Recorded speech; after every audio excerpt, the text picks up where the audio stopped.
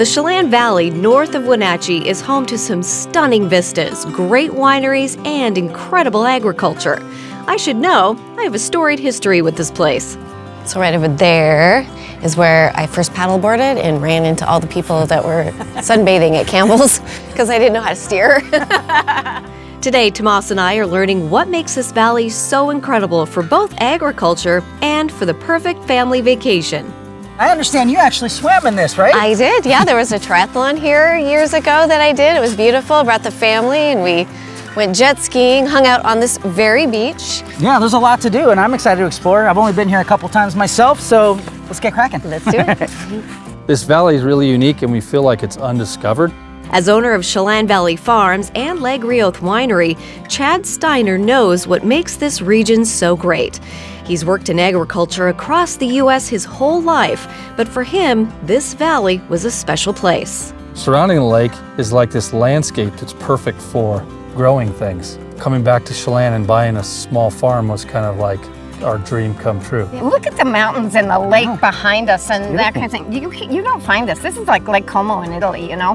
Timmy Starkweather is the executive director for the Manson Chamber of Commerce. If you're looking for something to do in the area, she's definitely the person to ask. You can have a picnic, you can go on the lake, you can paddleboard, you can swim. Manson is known as being the end of the road. We're really just the beginning of your adventure. Tell me you guys already have a t-shirt with that on it, I right? Do. Okay, good. I better make sure I get one no. before I leave. Yeah, okay, well come to the chamber. I'd be happy to sell you one. There are so many amazing things to do here, it's hard to choose.